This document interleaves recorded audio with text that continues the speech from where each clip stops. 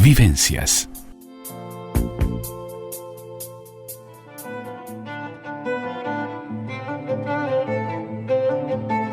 Mano a mano y sin diván. La columna de Jorge Schneiderman en Vivencias.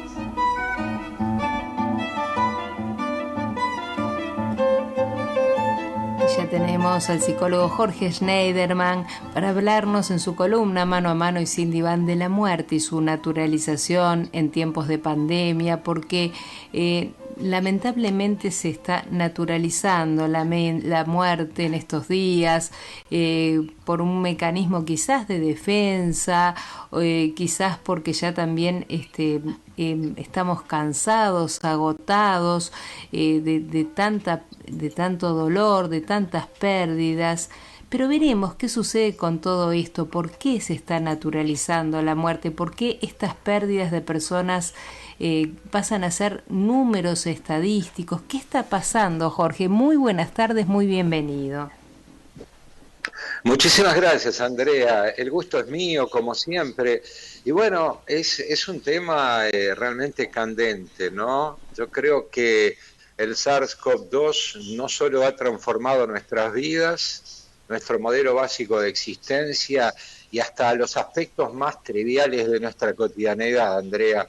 Entiendo que también afectó nuestra manera de comparecer ante la muerte y la posibilidad de transitar adecuadamente los duelos, ¿no? Y creo que en tal sentido, este virus ha alterado el curso natural de los procesos adaptativos que nos permiten aceptar definitivamente la partida de un ser querido. Y es conveniente detenernos en esto, ¿no? ¿Qué ha pasado con ese momento en que, bueno, él fallece, esa persona que constituye parte de nuestro universo afectivo, y no podemos duelar adecuadamente, ¿no? Como solemos decir, porque de repente no existe la posibilidad de desarrollar el velorio, algo tan atávico, algo que antropológicamente podríamos decir define un poco lo que ha sido, digamos, la costumbre, lo que ha sido esa necesidad de estar junto a la persona que parte en ese momento tan difícil, ¿verdad? El velatorio en sí, con todo lo que implica acompañarse, los seres queridos, los deudos, todo eso quedó, como quien dice, en stand-by, quedó en un, digamos, inmerso en un enorme paréntesis, y esas cosas evidentemente afectan el curso normal de un duelo, ¿no? Y ni hablar el no poder acompañar a la persona en los momentos finales. Ya no hablemos de un CTI, sino mismo la persona que de repente, sin llegar a una instancia de CTI, bueno, por cuestiones de protocolo, no podemos acompañarlos en la sala, incluso en la sala común, y por supuesto eso implica un quantum de angustia muy grande, no solo para el paciente, obviamente, sino para nosotros, que nos vemos privados de la posibilidad de estar, de brindar ese afecto, de extender esa mano a la persona que inexorablemente va a partir, ¿no?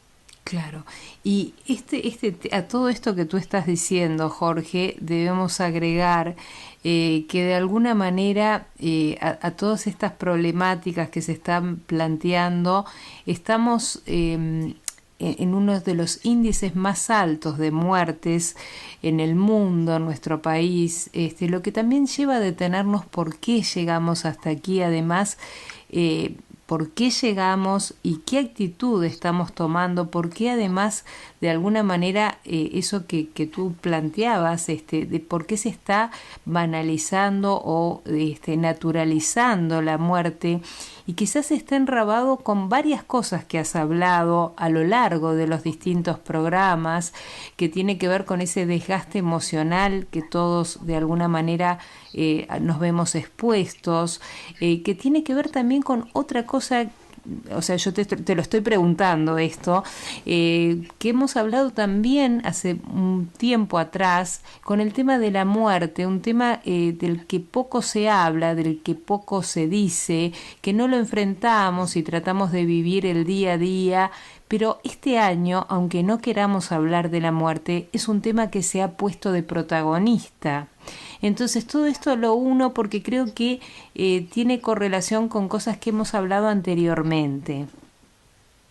Exactamente, ¿no? Lo ominoso de la muerte, eso que de lo cual permanentemente queremos distanciarnos a lo largo de la historia, en la mismísima evolución de los tiempos, el hombre ha tratado de exorcizar el fantasma de la muerte, ha tratado de aventar, ¿no?, todas esas sensaciones de indefensión que nos exponen ante algo tan inexorable como la muerte, ¿no?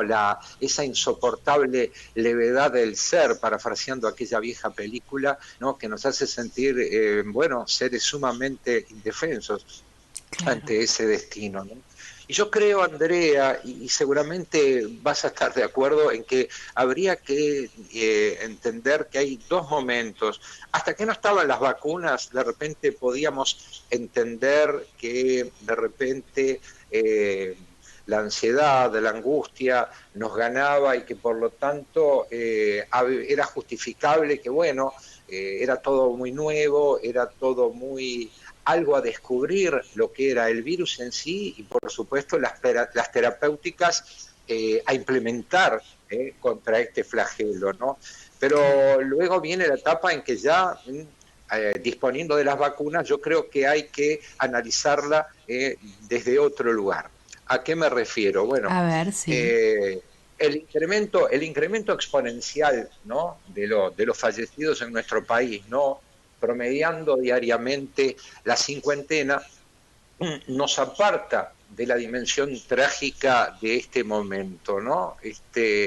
Yo creo que lejos estamos de los meses iniciales de la pandemia en que las personas fallecidas tenían nombre y apellido, ¿verdad? Tenían una historia y un entorno, ¿no?, doliente con el que nos, solidarizábamos. Yo recuerdo, obviamente, el señor Risotto, que fue el primer fallecido allá por fines de marzo del 2020, y como que había una personalización, había como un acompañamiento colectivo de lo que era, era un muerto que nos pertenecía a todos, nos consustanciábamos con esa situación, quizás haciendo gala de uno de los principios básicos de la inteligencia emocional, que es la empatía, ¿verdad? Uh-huh. Ahora, hoy por hoy, del mismo modo que cuando transitamos por la ciudad y escotomizamos, ignoramos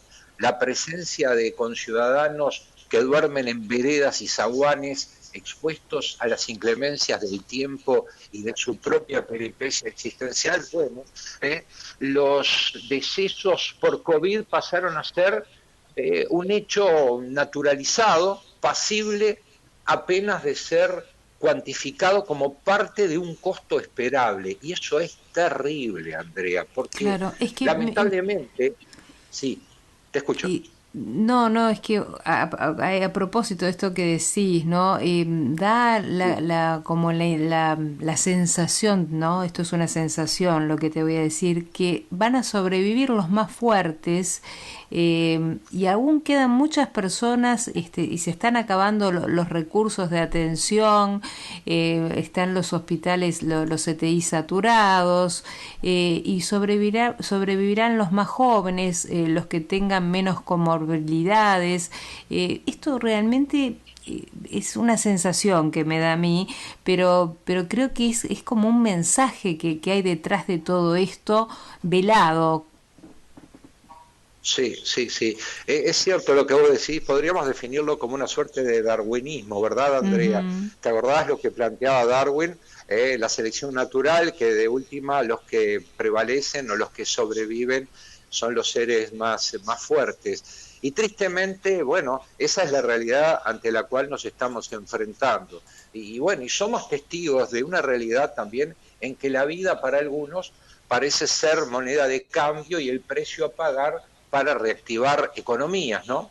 Entiendo también que todos a esta altura somos contestes en cuanto a la idea de que no hay muerte más infame que aquella que se puede evitar.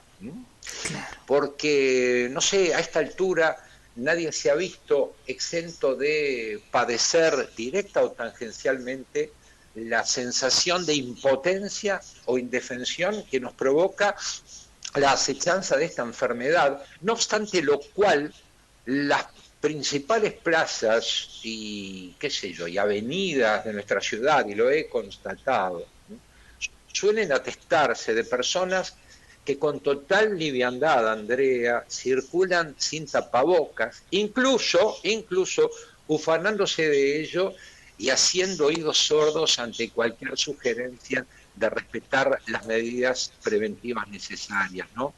Y bueno, a muchos sin dudas les surge darse un baño de otredad y sentido común en el entendido de que la muerte no es algo que solo le ocurre a los demás. Fuimos los primeros, podríamos decir, en alabar aquí desde el programa, desde Mano a Mano y Sin Diván, desde Vivencias, bueno, el accionar de las autoridades nacionales durante los primeros meses de la pandemia, ¿no? Destacando enfáticamente el aplomo y el compromiso que primaron al momento de gestionar la crisis y minimizar los deleterios efectos de este flagelo, porque de hecho fuimos ejemplo para el mundo y espejo en el que muchos se querían mirar. Pero como reza el dicho popular, y aquí un poco dando respuesta a tu pregunta, ¿no? Se nos escapó la tortuga, ¿verdad? Claro. ¿No? Por un lado, la tardanza de las vacunas, la impericia registrada a lo largo de estos largos 15 meses para gestionar las angustias y el hastío, dio como resultado el desmoronamiento de las sólidas estructuras que sostuvieron, que nos sostuvieron a lo largo de gran parte del 2020, ¿no? Y nos hallamos frente a una realidad que, qué sé yo, que no se revierte fácilmente, ¿no? Claro. No obstante, yo entiendo, y lo hemos hablado muchísimas veces contigo, ¿no? Yo creo que los profesionales de la salud mental debemos aportar insistentemente, apostar, debemos, podríamos decir, entregarnos plenamente a una tarea de construcción de puentes con la población, procurando de esa manera, ¿no?, urdir redes de contención sustentadas en una adecuada información y apartándonos, y esto es un tema no menor, del ruido mediático y también de las desgastantes diatribas negacionistas proferidas por algunos trasnochados, de esos que pululan y pululan cada tanto, ¿verdad, Andrea? Claro, claro. No sé, esta pandemia continuará aparejando elevados costos emocionales a la población de no mediar un rápido viraje de las políticas sanitarias que, bueno, que soslayan el impacto psicológico generado por este virus, Andrea. Claro que sí, Jorge. Yo creo que este tema que has puesto hoy sobre la mesa, sí, lo vamos a tener que seguir tratando porque lamentablemente seguiremos un tiempo más con este tema de la pandemia. Esperemos que se reduzca el número de la muerte y también a partir de estas charlas que tenemos no se naturalice la muerte, sino que se le dé el lugar y la importancia que tiene. Yo creo que tú desde tu espacio, conjuntamente también con otros colegas que se comprometen en estos temas, aportan mucho y bueno, y desde aquí agradecértelo porque tú martes a martes das un espacio de luz, una mirada de que podemos, acerca de todos los temas que tratás, siempre tener un enfoque positivo y esperar un granito de arena para mejorar. Exacto, esa es la idea, Andrea. Yo por último quisiera puntualizar algo que, no sé, lo peor que hoy nos puede pasar es politizar la crisis o incurrir en reduccionismos partidistas, ¿no? Creo que deben primar la mesura, la ponderación y, bueno, fundamentalmente una actitud conciliadora sustanciada en el reconocimiento y valoración de la salud como bien común no negociable, ¿no? Y por último, expresar que toda crisis constituye en sí misma un punto de inflexión, un cruce de caminos empedrado de escollos y a la vez abierto a la oportunidad de ser, hacer, crecer y bueno, también recrearnos desde, a través y más allá de la adversidad, ¿no? Y más allá de los riesgos y las incertezas que se interponen entre nosotros y la posibilidad de, bueno, de reordenar y reorientar ideas y propósitos. Ha sido un gusto como siempre, Andrea, realmente, y bueno, nos estaremos reencontrando la próxima semana. Muchas gracias, Jorge, un placer como siempre. Muchísimas gracias y hasta el próximo martes. Los invito a hacer la Será un gusto. última pausa y continuamos aquí en Vivencias por Radio Nacional. Vivencias.